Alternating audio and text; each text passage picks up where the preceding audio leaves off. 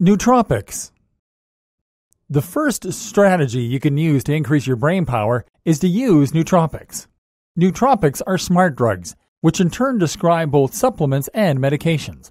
Generally, anything that can enhance your mental performance in any given capacity can be considered a nootropic. That means that technically something like caffeine could be considered a nootropic because it makes us more focused, because it prevents us from needing to sleep, and because it helps us to memorize things. But more often, the term is used to describe slightly more exotic and unusual substances. These include modafinil, for instance. Modafinil is a drug that was developed as a treatment for narcolepsy, and the idea was that it would be able to help people who used it to stop falling asleep without warning. Since then, modafinil has proven highly effective at helping people who don't have narcolepsy. Not only can it almost eradicate tiredness completely, and not only can it enhance focus, but it also boosts memory and potentially reaction time. Word has it that 99% of CEOs in Silicon Valley are now using modafinil to get ahead. The term can also be used to describe the likes of L-theanine. L-theanine is a xanthine like caffeine that is a stimulant but has a much gentler effect than caffeine. Think of this as caffeine without the jitters. Many people consume L-theanine and caffeine together, and the result is greater wakefulness and concentration, but without anxiety, headaches, or shaking. Another highly popular nootropic is piracetam. This increases a neurotransmitter called acetylcholine, which is an excitatory neurotransmitter that seems to play an important role in focus, memory, and attention.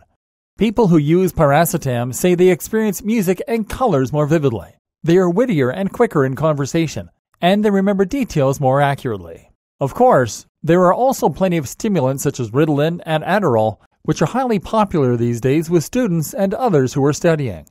At the other end of the spectrum are the likes of 5-HTP. This stands for 5-hydroxytryptophan, which is converted by the body into tryptophan and then into serotonin. This improves the mood and improves stress, which many people find makes them more productive and better at working, while at the same time making them happier and more social.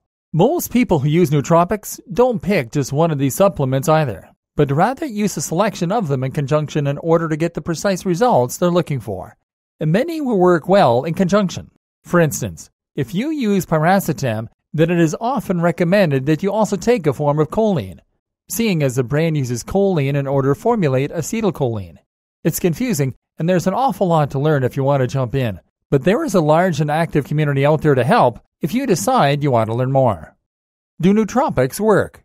But should you learn more? Do nootropics work like the film Limitless?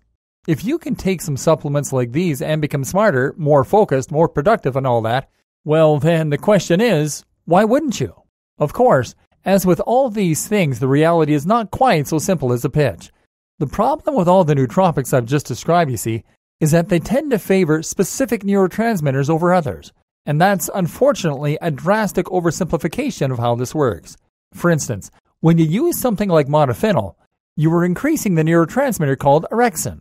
This is linked with our wake-sleep cycle, and thus it helps you to stay awake longer and to stay productive longer. But unfortunately, our wake-sleep cycle is also closely linked with various other cycles and biological rhythms in our body. Specifically, it is linked with our appetite, our bowel movements, and more. So, when you change your orexin, you can actually lose your appetite and end up going to the toilet. Rather, a lot. Likewise, if you use 5-HTP to increase serotonin, you also end up affecting your appetite. And seeing as serotonin is converted eventually into melatonin, the sleep hormone, you can actually end up sleepy and groggy too, which is far from an effective way to improve your social skills. It just makes you less socially anxious.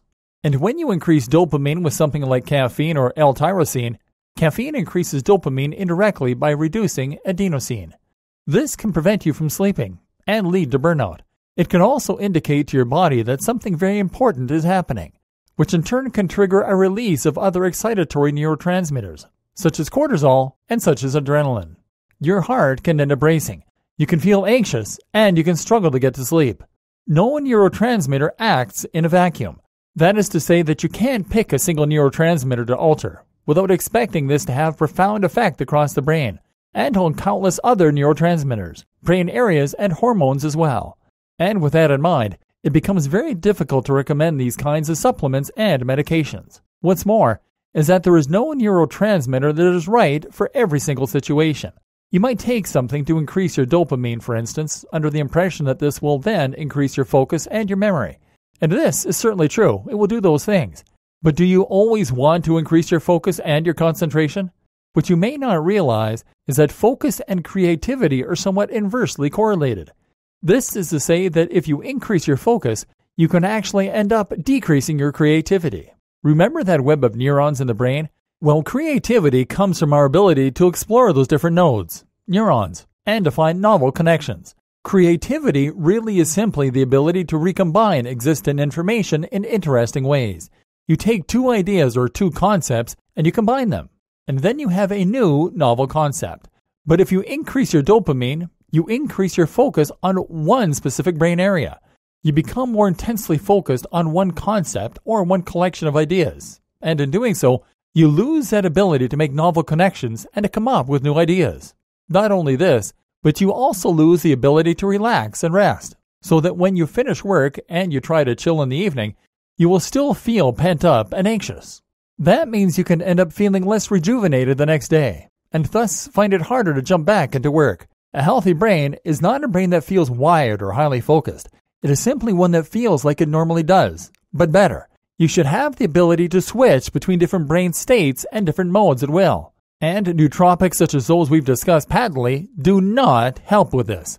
Finally, you need to consider the risk of tolerance and adaptation.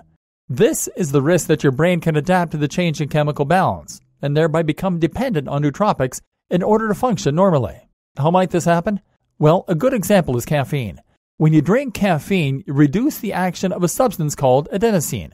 This happens because caffeine molecules are very similar in size and shape to adenosine molecules. As such, they end up getting trapped inside the same receptors, and thereby preventing adenosine from being effective. Adenosine is a byproduct that is produced when our cells create energy. This is created throughout the day as we think, as we engage in activity, etc. As an inhibitory neurotransmitter, it eventually starts to reduce activity in the brain, making us feel more and more relaxed and sleepy, until we start to lose concentration and focus. But if you keep drinking caffeine in large doses, then the brain responds by creating more adenosine receptors. It assumes that you have a chemical imbalance and responds in kind. Therefore, you now find that you feel more tired and groggier when you aren't drinking caffeine, and you need even more tea or coffee in order to feel alert and awake. This creates addiction, and it is what leads to withdrawal symptoms when you stop getting enough caffeine. In fact, it has even been suggested that what most of us assume is sleep inertia, the tiredness we feel first thing in the morning, might in fact be simple caffeine withdrawal. So why should you use nootropics? It's not a definite no, seeing as you can actually benefit from being highly focused under the right circumstances. Got work that needs finishing very quickly? Then a strong mug of coffee or perhaps a modafinil could potentially help. You just need to recognize the shortcomings and act appropriately. Don't use anything like this on a daily basis, and make sure that you only use it when absolutely necessary. And while you might protest about the potential side effects and risks, remember that plenty of people use alcohol and nicotine, knowing full well that it is harming them. At least nootropics boost brain power on paper. Caffeine and many others are even protective against dementia, and similar examples of age-related cognitive decline. Just make sure you are cautious when you start using nootropics, and don't break the law. If you buy supplements or medications from illegal sources, then there is no telling what you may be ingesting. And if you want to get a brain boost from something you eat, well then, there is a better way.